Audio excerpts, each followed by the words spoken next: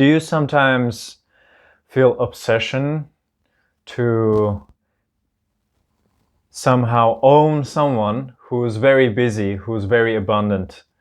Do you feel obsession for having someone in your love life that doesn't care about others but about you?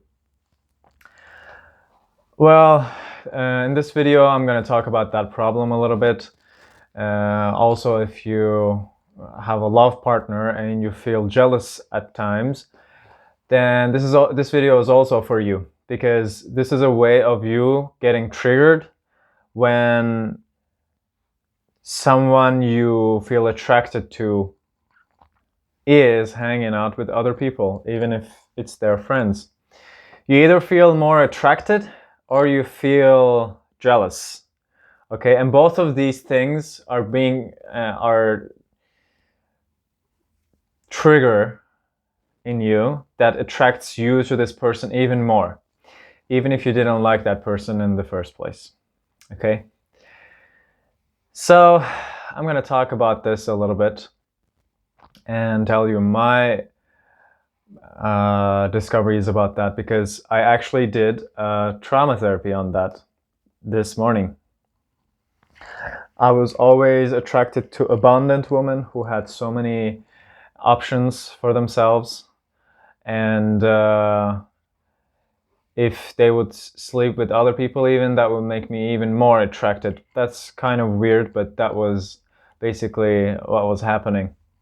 And when I went deep, so I want you to understand this, okay?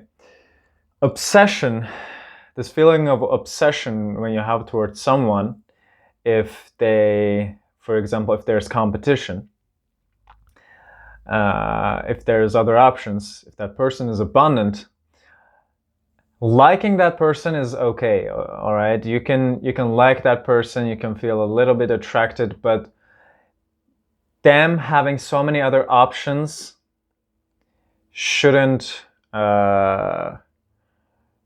trigger you, if that makes sense.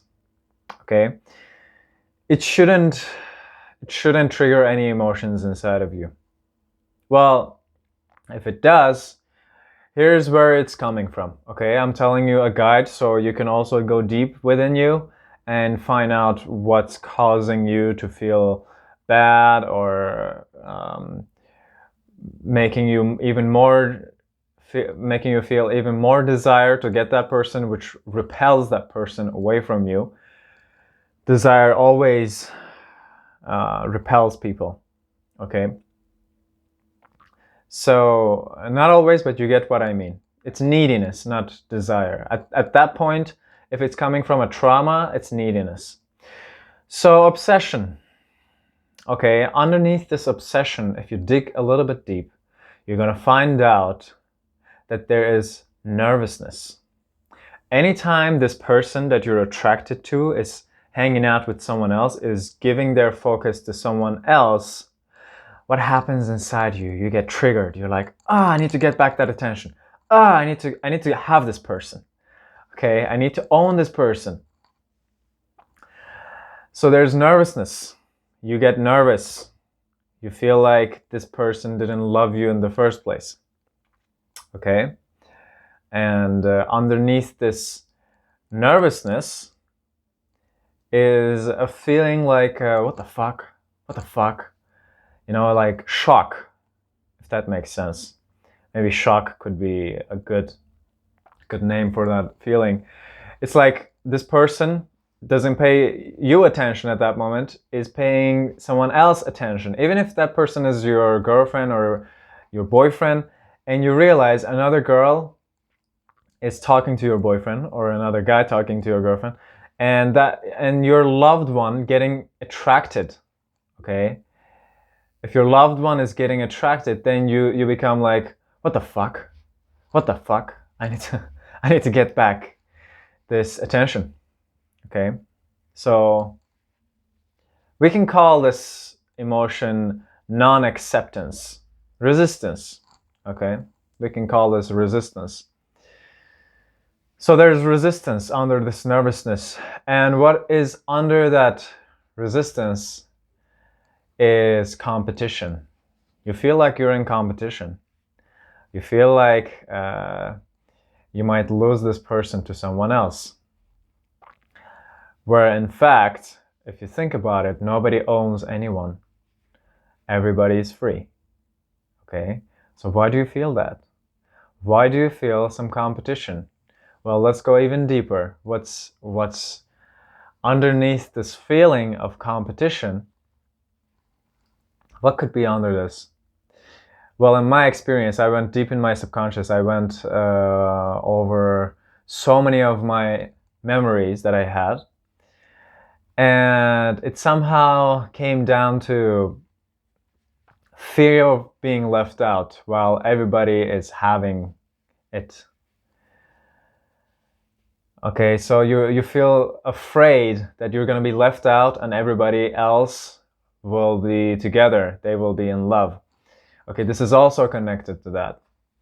If you're in, for example, let's say in your college or your high school, you probably had this experience before that when you were younger, you would see other people together, pair up, and your whole life you've been taught, I'm going to come to that later as well, your whole life you've been taught that there's another half of you, right? You've been taught that the prince came and took the princess and they married and happily ever after, right? How many times did you hear this in your childhood? This has been rooted deeply in your subconscious by society. All right, pay close attention here, okay? You feel like you're not enough, and you see other people pairing up as couples, and if you feel jealous that they're together, then this will become competition later. You will want to not lose someone so that you're left out of the group and those two people are together now, right? So that's that. There's this feeling underneath that. And then if you go a little bit deeper,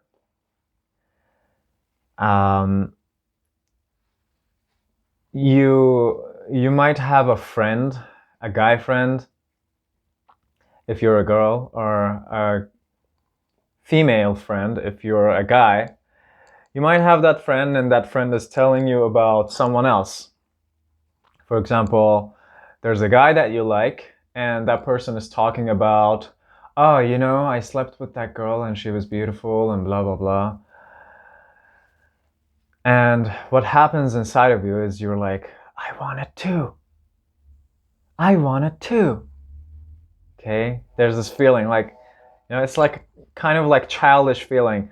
We're going deeper and deeper in these layers. Pay close attention. You're like, I want it too. I want that too. So there's the feeling of desire underneath that. See? You're like, you feel desire when you hear someone else being together. And or if you're a guy, the girl tells you a story of her sleeping with another man, and then you're like, I want it too. I should have sex with this woman now. Right? Even if that person was not attractive in the first place, or you didn't look at what makes this person attractive, you didn't even look at that. You didn't even ask questions to see if this person is really for you, right?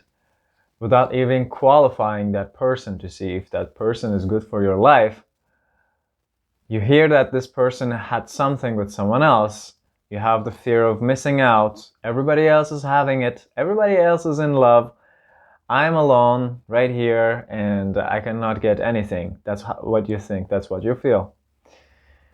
So if you go a little bit deeper, it finally comes down to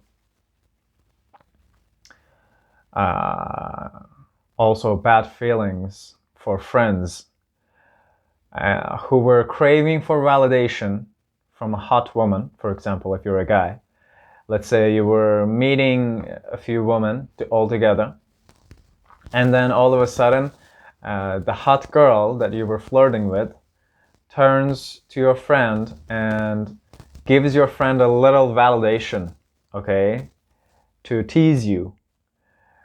Or it doesn't have to be because she wants to tease you. She maybe gets attracted to that guy, and then your friend, instead of taking a step back and being like, okay, my friend, he likes that girl, I should try to bring her attention back to my friend. Instead of doing that, maybe your friend also gets in this trap that she's putting him into, and he wants to get more of this attention, right? So he acts a little weird. He starts flirting with that girl and leaving you out of the group. And yeah, I mean, you should understand that people crave for validation sometimes from attractive people, and you might be left in the back scene in that kind of situations. So basically, I want to tell you that you're not alone. I also had these feelings, and I went back to so many different scenarios that I had in my childhood even.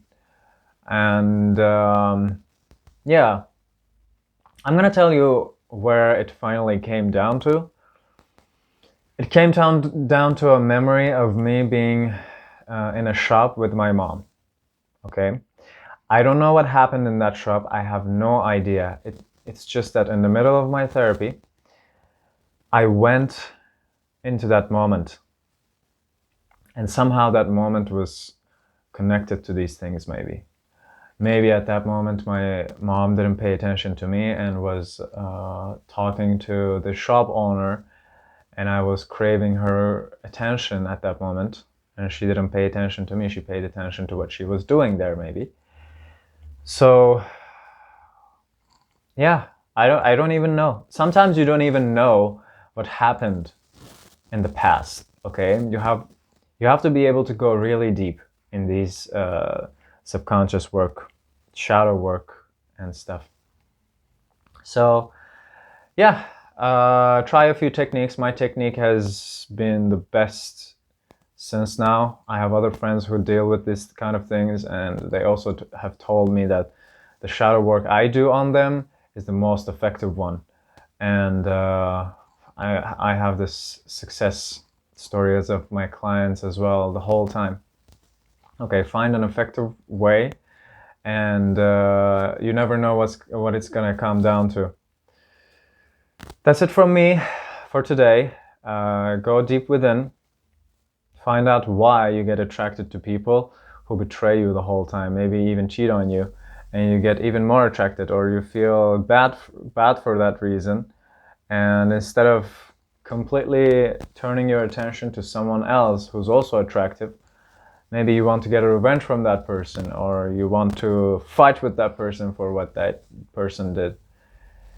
See, go within yourself, find these things, and you will be surprised how much deep this rabbit hole can go.